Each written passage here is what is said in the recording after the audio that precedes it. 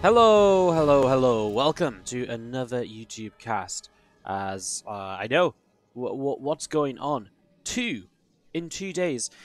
I just don't have a lot of great games from the stream lately. While we've casted some okay stuff, I know that here on YouTube you guys love to see the Korean players.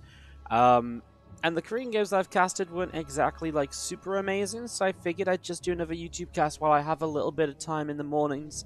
Today's stream's starting a bit later, so I figured I would just start, do a quick cast. And well, I say quick cast, who knows how long it's going to be. Hope it's going to be done in the next hour and a half. It's only a best of 3. But yeah, I got a bit of time, so I figured I'd do another YouTube cast for you guys. As we kick off in the top left, our Blue Protoss player Stats, and down in the bottom right, our Red Zerg player Solar, who is saying, Protoss, I can't win. I mean, it's a tough life as poor old Zerg player. Just, Stats against Zerg. Wow. Well, Stats saying Protoss can't win against Zerg. I don't think that's quite what Solar was trying to set Stats up for. Stats a bit of a joker here as we get started early on. So, yeah, just wanted to obviously say hello, welcome once again to this. Obviously, if you do end up liking this video, do like, comment, consider hitting that little subscribe button, clicking the bell down below and get notifications for when our videos go up. Like I said, really trying to get in the groove again when it comes to YouTube. And well, I'm not going to say I'm going to do a YouTube cast every Tuesday, Thursday, Saturday like we did earlier this year. I am going to put out as many of them as possible. Now, we have some really good content coming up on the stream as well, so obviously if I have good stream content, I'm going to put the good stream content up as well, right? So it's just going to be a bit more of a mix to see kind of what makes sense. This series comes from the Olimoleague quarterfinals of number 164. This was played a little while ago. It's a couple weeks old or so. It was on the old map pool, but it is on the new patch. So all of the updates that were made on the new patch are still in play here. It's just, this was just before. It was like, I think a couple days before the new map pool kicked in. So I was just digging through Olimoleague replays, trying to find a good series that I haven't seen, and, which I figured would be pretty fun for the stream or for the YouTube. And yeah, I figured Stats and Solo are a couple of names that we usually have people very excited to see more of, especially Stats. So yeah, I just figured we'd kind of jump back a little bit and grab this one. If that annoys you, let me know. If you think it's fine, then let me know as well. Like, I always figured with the YouTube stuff, as long as it's not like a series from last year, I think as long as it's like current patch, people are pretty happy to watch it for the most part. So if that's kind of, something that I think is the opinion anyways, I think it's kind of okay. So let me know if you guys are thinking Protoss is weak as well. These guys having some fun. So yeah, let me know what you think. I mean, if you're really mad at me for casting a series that's more than a couple of weeks old or just about a couple of weeks old, yeah, opinions in the comments, guys. I like to hear from you all. I do read those comments. I'm gonna, now that I'm doing a bit more YouTube stuff, be a bit more active, replying to some comments as well. So let me know what's up. Say hi or don't, which is fine as well, as we just get this ready to go. This PvZ has been setting up for a couple of minutes, then we do see a robo facility set up from Stats. So he is going into that very fast warp prism, which will give him the high ground vision to shut down an overlord here, and maybe to get aggressive from there as well, as we do see the 3 bases here from Solar just setting up across the right side. He's got his Zergling speed completing, and well, just slowly mining up a little bit of gas. So the one thing I think is maybe most worthy of noting, the fact that this was a couple of weeks old compared to very current games, is that while the Overlord speed upgrade had been reduced in cost by this time, it hadn't necessarily been something that all of the players had decided, okay, let's commit to that upgrade early in the game. So that is one difference we're seeing here that I would say nowadays is a bit off from what we would usually see. Other than that, ZVP didn't change too much overall. Trying to think what else was changed. Obviously for Zerg, Pneumatized Carapace, the Infested Terrans, those do a little bit worse now because of the upgrades that they don't ignore, and they do a little bit of slower attack. So that's all obviously in play. And the Protoss Warp Prism costs 250 minerals, hasn't stopped Stats here at all, and the Warp Prism pickup range has been decreased as well. So we have is it? It says from 6 range right here. Maybe we are on the old patch. I feel like we shouldn't be though. Okay, I'm going to do some live YouTube checking. This was on the 20th. Yeah, no, I think that's just a tooltip that hasn't been updated. I'm 99% sure that that this is on the current patch. Well, you know what? Let's just enjoy the game at this point. I've started casting it. We're going to keep casting it. 4 gateways on the way up from stats. We'll see the Warp Prism of him going to come back into the main base. A couple of Adepts going to be coming along. And 6 Roaches on the way up here from Solo as a lair. On the way out, going to be finishing in a moment or two. Nice to grab a drone there. Just gets that kill and then flies out with the Prism over to the left-hand side, as we will be seeing Zerglings of Solar continuing to head out towards the upper left-hand side. So those are going to be rolling out, and again, Immortal, a Sentry in position. I mean, there's a bunch of units here. Obviously, he's been building up stats in towards this very aggressive Immortal setup. A lot of extra gateways going to be on, what, 7 gates in total here, so Stats is kind of just going for a push to somewhat end this game. We'll see what he does with the push across, because of course behind this there is possibility if he sees he can't kill his opponent. Stats is very good at saying, okay, I'm going to drop down maybe a Twilight and a Forge and start taking up and maybe try and take a third base. But there's not even an attempt at faking the third base here, right? So he doesn't have that to fall back to at all. So this is actually pretty all-in as far as Protoss all-ins go. It doesn't really get much more serious than this. There's 7 extra Stalkers continuing to warp in at the moment. Spinecrawler about to finish up in a moment or two as well. Just Ravagers hanging out on the bottom side. We're going to see Zealot Sentries and Immortals still pressing forwards too. When you're going to drop down a Creep Demon. Again, just going to see a couple of Creep Demons continue to be cleaned out here. Stats continue to push his way up this ramp. Pushing his way forwards. Another Zealot and Stalker continue to warp in as well. And Stats is looking to see where he can maybe go if there's a couple of force fields dropping down. Zerglings running in, going to be in a little bit of trouble. Roach is taking quite a bit of damage as well. As we do see the Zerglings continue to stream on forwards. Those Immortals getting a little bit surrounded. More and more force fields continue to drop out of this at the moment. Immortals continuing to dance around, being pulled back a little bit.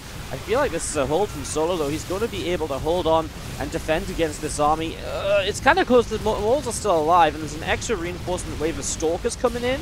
Stalkers do pretty well in this scenario. Good kiteability against Roaches and Ravagers. And you don't really have the Zerglings in place, so you don't really need many Zealots to tank just yet. Obviously, reinforcement Zerglings are on the way out, so I'd quite like to see reinforcement Zealots perhaps as the next set of units here. But that is a hold from Solo, holding on with a 7-worker advantage, a good army supply lead as well. And Stats will have to go back to the drawing board, and that drawing board is going to feature a Robo Bay and a second facility. So instead, because he's got no third base to fall back to or anything, he was quite committed to this attack. He obviously knows he has to do something a little bit aggressive still, probably. And instead of trying to get up at third base, which is honestly just going to be overrun with Ling Roach Ravager, he's going to try and go for a surprise feature here, which is going to be the Colossus. Now, if he can get Colossus up, he could go Disruptors too, by the way, actually, maybe. We see this scout in from Solar. I feel like Colossus could be like the one way to catch Solar completely off guard and maybe do a lot with that splash damage they provide. I feel like Disruptors are a very hit-and-miss unit. Of course, if they hit, they do wonders. I feel like this Colossus are a more solid way to try and make this happen, but of course it has been scouted, so Solar has got information about what Stats may do, obviously. Okay, it's going to be Disruptors to start off with here. Starts a Disruptor in the main base, and a couple of models that are very low, still trying to find openers. No, he is going to go Colossus. Even Stats wasn't quite sure what he wanted to do here. I feel like Colossus overall makes maybe the little bit of extra sense for me. I just feel like if you're going to go all in, the problem is if you all in with Disruptors, right, you're on a timer, and Disruptors fire one shot, they fire their first shot on each Disruptor, and then you have to wait for them to come back off, and so then you're just stuck back on the army you had anyways. Whereas at least the Colossus, yes, obviously the Disruptors can do a lot of damage very quickly out of nowhere, but the Colossus will consistently deal damage throughout the push, and so you would imagine that Stats would be quite happy to then he gets just a bit more value out of the units, I think. I think it just works a bit better. Solo comes in and he scouted with the Overseer. Very good continued scout, and he scouts the fact that this is Colossus. He already knew it was Colossus because he saw the Robo Bay upgrade in the Extended Thermal Lance, so he dropped a Spire down, which is the exact response you'd expect, right? You go into Corruptors and you get the Corruptors to shoot down the Colossus, and then you're kind of back to just this ground army, which obviously Solo's ground army is very capable of dealing with, especially now it's going to be better upgraded. There's Banelins in there, they'll have speed and +1 melee. It's going to be very difficult for Solo to, for Stats to really do anything if those Colossus are taken down. And well, the Spire's halfway done. The next 2 Colossus are going to pop before Stats moves across the map, so Solo absolutely has the time to set up in towards the Corruptors here. So this is looking pretty darn good at the moment for our boy Solar, who is really just, well, +2 melee coming up. He's really in a prime position here, so let's see what's going to happen. There's a couple of Colossus from Stats are going to start moving forwards. A couple of Zerglings out in the center to see this army coming. So, well, Solar knows it. He's been on 71 drones for a good amount of time. You can see this income graph is just getting more and more ridiculously in Solar's favor as well. Stats gets his third Nexus up, only uses it to transfer probes from the main base that were oversaturated as he begins to mine out. We are 10 minutes in here, so it's already been a pretty long game for those main bases still need trying to mine from. See a few Binglings morphing in, and Roach Ravager Ling having a look to see what it might do at the moment. Currently just staying off down to the bottom side. Colossus firing, and oh, here you go. The Force Field's going to come. The Corruptors is now starting to pop out. Banelings are going to flank in from the backside as well. There's not enough Force Field energy to get on all of this, and the Banelings connect very nicely. As you can see, the Corruptors are just going to come all the way through this, and well, they're going to kill the Prism as well, which is the one thing that will provide a little bit of micro potential here, but yeah, this is over. The Colossus are dead, the Stalkers are dropping, and Stats. His early game statement, his early game statement of Protoss can't win versus Zerg. Well, it's turned out true so far for game number 1. Solo picking up that first map of this best of 3, and we are going to hop into a game number 2 of this series in a couple moments' time. So don't go anywhere, guys. You guys, I mean, for you guys, it's really nice. You guys don't have to go through the whole exit in the game stage, listen to me ramble on. We just jump straight into game number 2. So that's exactly what we're going to do, and we'll be back in just 2 minutes for that. So see you guys. Well, I say 2 minutes. This is my inner Twitch. I'll shut up. It's my inner Twitch talking. Let's go. Game 2 in a second. Game number 2. After my flundering of words. Flundering? Is that even a word? No. But you know what? We'll make it a word. Floundering of words. Or my blundering of words is what I think I was just trying to combine there. After the end of that game 1, we're here on game number 2. And in the bottom right hand side, our red Zerg player, Solar, here on Thunderbird, is up against the blue Protoss player. On the top left hand side from Splice, we have got Stats. Game 2 of this PvZ Thunderbird. One of the maps still remaining in the current map pool. I'm very interested to see what we are going to set up into here for this one. Because obviously Solar in the last game kind of just played a pretty typical Zerg style for what is kind of common nowadays, which is just to play into a set of units that can defend. And just kind of hold. I mean, he obviously identified it as an aggressive build from Stats, and so from there you kind of hold, and from there you just don't really need to do much more. His scouting continued to be very good. The scout in to double check what the follow-up was going to be and seeing the Colossus, I mean, that just got him the Corruptors out in plenty of time as well, right? And at that point, I think Stats was just kind of doomed. He was kind of already in a lot of trouble because his initial attack didn't work, and he had this kind of gambit of the Colossus to try and maybe bring himself back into it, but that really didn't work out at all. And once it was scouted, that gambit was kind of just ceased at that point, so yeah, he was just in kind of trouble from the get-go. And well, let's see what Stats does this time around. Obviously, a game number 2 here. Very interested to see what can, of course, build up.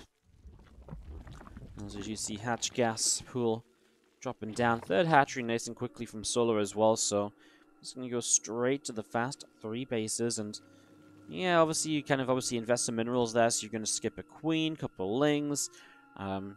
It just slows down certain aspects, but you get the 3rd base up that much faster. It can't be pylon blocked if your opponent didn't go for the early probe scout. There's a lot of early game choices in PvZ and ZVP where it's kind of like, it's kind of crazy because to the untrained eye, and if you're not like at the pro level, they're very kind of minor differences because by the 3-4 minute marker, you're kind of set up very similarly anyways. But things such as taking that base faster, you know, what time you can take your base based on the probe scout and so on, that has a lot of impact. Stats will drop down a Stargate here. So Stats is extremely in love with the triple Oracle plays. Obviously, it was Stats at Aces ROG that went ahead and showed us a bunch of triple Oracle openers that basically just revolutionized the meta game for PvZ a little bit. It really showed the strength of that. And now we see a lot of players going triple Oracle opener when they do open Stargate. It's probably the most common variant of Stargate. And from there, Stats loves to play this 6-gate sort of attack into a potential transition if he can't kill his opponent. So let's have a look to see what does happen here. The first Oracle on the way up. I mean, that's obviously a bit down the line. When I say 6k attack, it's probably a couple of Immortals, a lot of Sentries, and just kind of going. Generally, you will have a third base to work with, so you will be able to fall back to that third. It's designed to have a fallback and a transition, rather than that build in the last game, which was just, no third base, no falling back. You're just done if you don't win the game with your initial push, so... As we see Solo just sending quite a few lings across the map, actually. He's just running it back at home, getting his extra queens up third base, popping off with a couple of queens and drones and all the rest of it. Nothing too crazy.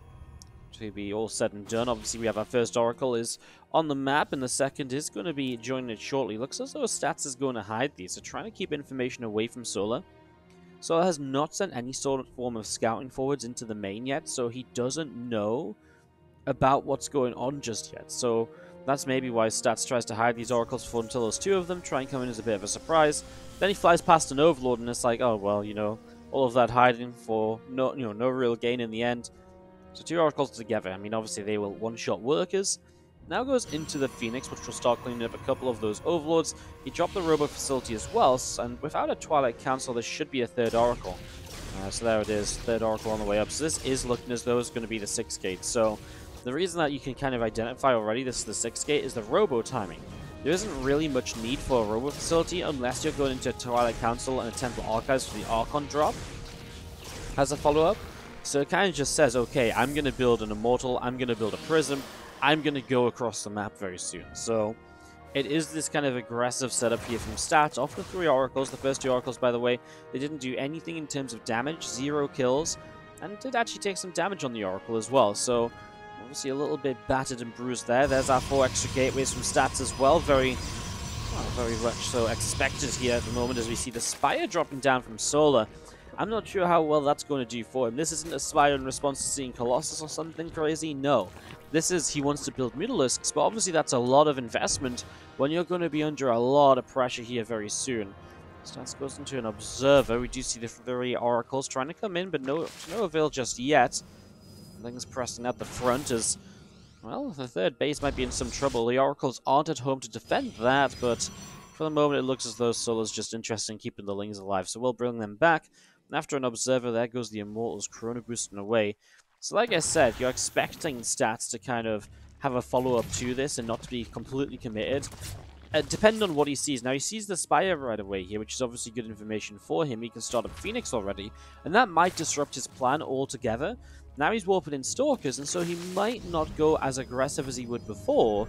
Let's see, he is still starting to move out onto the map, though. Okay, so he is still moving across a little bit.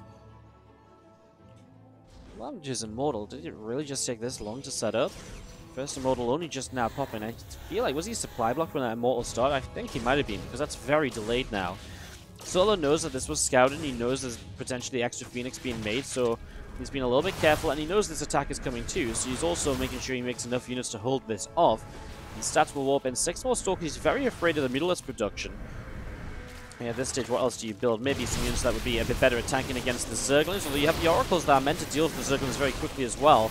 It's one of the strengths of this attack. You can shut down the Lings in the front very quickly, and then it's just the Ravagers and Roaches, which, with a higher Stalker count, and the Immortals, you kind of rip through. But you can see that Stats realizes, okay, I'm not killing him anytime soon, so he drops a Twilight and a Forge in a very weird position. This is so exposed. If there were Mutalisks made, these would be instant targets. They are so easily reached because they're on the edge of the third base. So easy to fly in, hang around in this dead airspace.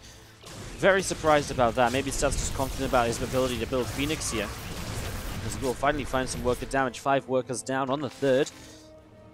And yeah, Stats just backing away, building probes to set up in towards the 3 bases. It's when you know that you can't kill your opponent, you set up that Twilight and the Forge, and it's a very important ability to have to say, okay, I'm not dealing damage here. Let's go back to, I guess I keep saying it, but the drawing board, right? Let's go back to, it's not really the drawing board because it's not being creative. It's just his plan B in this game. It's pretty natural, it's pre-planned. He knows that that's what his next step is, and he is in this game going to go Blink straight away because of the fact there's a lot of Mutalisks potentially still on the rise. And of course he also knows that it's still quite Roach Ravager heavy, so going Blink is definitely not a bad investment. He has so many Stalkers here. Obviously, eventually, you kind of want to end up on charge. Those Zealots do a lot. They really kind of buff up that Protoss composition for the early stages. So that's kind of where you want to end up, but not where you necessarily need to be just yet. As Stalker's picking off a Mutalisk already. That's one meter down. That's going to be a dead Oracle. I mean, this is a nice interception, though, because stopping the Mutalisk getting to that main base, you're already stopping potential damage being done. And now he knows the Mutas are there. He'll add in another couple of Phoenix, and you know, he just didn't want to overcommit to Phoenix before when he didn't actually know the Mutas were going to be made or not. Now he knows for sure that they're here. Boom. You make those extra Phoenix, right? Because they are going to be a completely easy way to just defend against this Mutant style. And this game, too, is not going well for Solar at all. I mean, he is up on 76 workers. He is starting to transition, but look how late the melee upgrade is. Look how late the Baneling Nest is. These are all things because he built into Mutalisks, which are currently not doing anything, and that's why he's in a poor position. Because the Mutas aren't finding any damage. He's even going to drop an Infestation Pit. Now at this point, Solar, what do? Do you try and go up in towards a Hive? What are you going to get off Hive? I mean, probably because he has a Spire, Hive and rush into Greater Spire is probably his best choice. Trying somehow to just, in a way, just sort of put everything on the line and rush up to Broodlords and hope you don't die before then. But I'm not sure if that's going to work. And I definitely think that's going to be the play because he's spending all of his gas, so it's not going to be something like Swarm Hosts. From this Swarm Host at this stage, it's just too late to start being effective. The Phoenix are actually pretty good at shutting down Locusts as well, and they can lift up a couple of Swarm Hosts to stop them getting back Ignited, so then you're not guaranteed to lose units, but it's definitely a possibility. As Stats just picks up a couple of Crypt Tumors there. Hey, these Mutas are going to be uncontested back on the other side, and that's going to be a dead Immortal perhaps. Gets to a Shield Battery. The Phoenix on the way over. They will be able to defend those Mutalisks. They were obviously brought to the main army, ready for this push. Starts pushing down again. No Baneling speed again. We talk about the lateness of the Bane Nest, but even beyond that, Baneling speed wasn't started here by Solar, so a couple of mistakes being made. We'll see very good force deals from Stats, keeping those Banelings at bay. Really great use of his Sentry Energy here. Now, he doesn't have many force fields left, so he's going to start taking some Baneling connections as he's doing a great job. Force fields are amazing. I mean, until just now, he's really kept all these Banelings from being only one or two connecting at a time. Mutas are going to fly in to try and help, but the Phoenix, well, they can fight those off as well as the Stalker's blinking further in. And Stats has no intentions of turning around just yet. Now, there's still a few Banelings showing up here. They will get a good distant connection in towards some of the Stalkers. Mutalisk number going down as the Phoenix will just finish those off. A couple of corrosive bars dropping towards the Stalkers, which blink forwards aggressively into Zergling reinforcements, which obviously doesn't end too well for you. Queens are now picking off the Phoenix here. What does Solar build as a rebuttal to this? More Stalkers being brought in as reinforcements, and that's the blink forwards to try and get some Ravagers, but the Lings are here again to turn this around. A couple more corrosive bars on the ramp. The Roach, Ravager, Queen pulling away. 5 more, 6 more Banelings on the way up. Coming forwards here, we'll grab a Queen on that right-hand side base. A couple more Zerglings being picked off as well. Charge on the way up on the Twilight Count, and the +2 attack from Stats just over halfway done as well. We're just going to be seeing the Phoenix continue to fly around here. Creep continue to be spread out, and again, those Phoenix are really looking to see where they can go. Coming all the way over to this right side, and Overlord's taking a bit of a beating here. Stats just pulls back and regroups a little bit. He cleaned out all of the tech choices there from Solar. He killed a lot of gas units. You can see the efficiency in the units lost tab. 10,100 to 13,200. That's a big difference. Solar just trading much worse off here. And in a game where he doesn't have... He's had an income lead, but it's only for a very small amount of time, being what I'd call significant, right? There's 900 mineral difference versus the 300 mineral difference, and that's not going to last much longer either because Stats is in a position for a 4th base coming up where he's going to get that income advantage back again. You can see this is one of the reasons why Solar will have a bit of an income lead at the moment. Probes already going to that 4th base, which isn't quite finished. So when that finishes up, Stats is in a great position economy-wise. I mean, you can see Solar, he did go into that Hive. He is going to try and go into the Greater Spire. But that's also going to be an investment when he builds these Corruptors while not still having Broodlords. While he has an army that's not really made to fight just yet. Again, if he gets to Broodlords, there's a lot of potential here. Broodlords are really going to give him the chance to maybe make it very tough for Stats to push in. But the problem is even like 3 or 4 Broodlords can be engaged by Stalkers alone. You don't necessarily need to go into that fleet beacon and movement towards Tempests yet. So here you go. Stats warping in a few extra Zealots. Does of course have charge now. +2 attack in play. And sends a couple of Zealots around the right side. Solar's pretty quick with units over there. We'll be able to defend that if needed, although he brings them back for the moment. The one infested will drop a Fungal Growth that will stop some Stalkers blinking back and allows the Banelings to connect.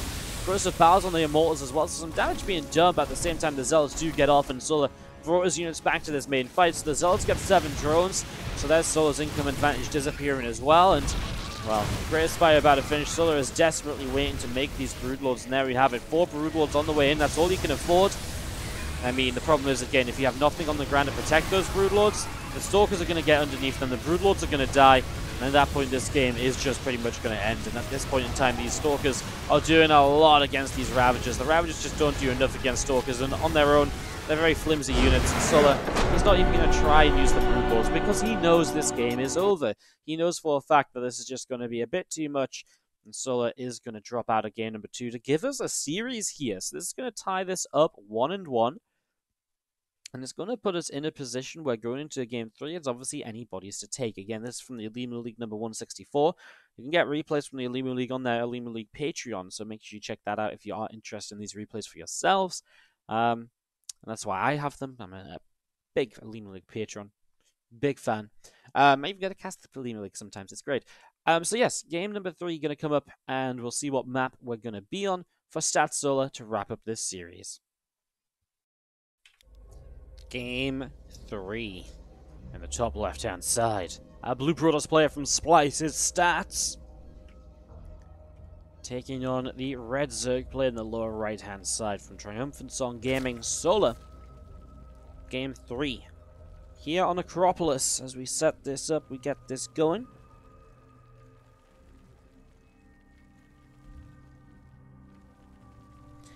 Very interested to see what the players are going to bring out here on a big old Acropolis. Again, just some of the maps from last season's map pool mixed in amongst all of this.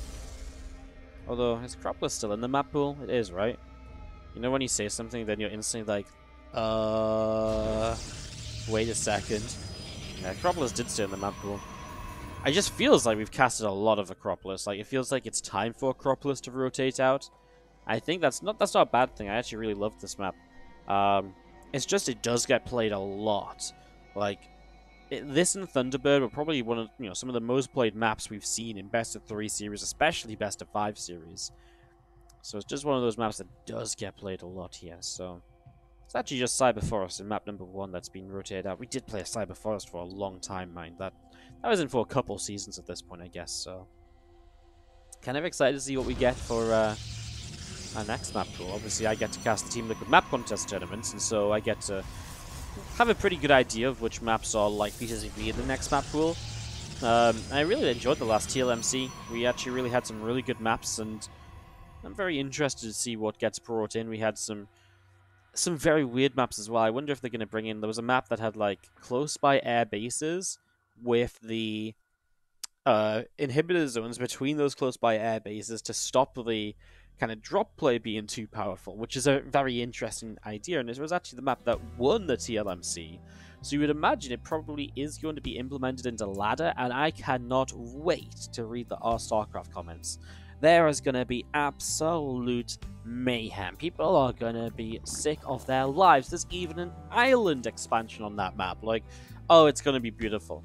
It's going to be a beautiful day to read the tiers on R-StarCraft. I can't wait. It's going to be great. And then, there's going to be the typical top comment, which is like, well, you know what, guys? You could have voted, and you should have voted not to have this map in. And then people are like, well, no one tells us to vote. And it'll be the whole cycle. It's going to be awesome. Stats is going through the whole cycle of potential Protoss builds here as well. Twilight Council into Robo, so he's just going to go in towards a Dark Shrine. And, well, actually, Twilight Council first. Maybe Glaives. Twilight Council is very far along here, actually, right? Wouldn't put him again. Could be Glaives, right? Probably still just going to be Dark Shrine. Just feel like that Robo was maybe a little bit late. It doesn't start Glaives right away. So going to be a Dark Shrine here in a few moments' time. Obviously, maybe the Twilight could have come down a bit later as well, right? He didn't use it again for a few seconds there, which is probably why they had the disparity between build times, which has just confused me for a moment or two there at the start of this game 3. So the Dark Shrine dropping down in the back, Overlord from Solar coming around the top side, and going to be heading in towards the main base, another gateway at the front. So we're going to be setting that up as we are having the Overlords just, in position to scout here shortly. Solar goes into 3-minute 30-second lair is pretty quick here. It's not like the cheesiest of builds. Like there's other possibilities. It's okay. Intrigued to see what happens. We do see Link Speed starting up as well from Solar. So again, that Link Speed up and running on the main base. Blood of Solar flying out from the main as well. A couple of extractors finishing up shortly.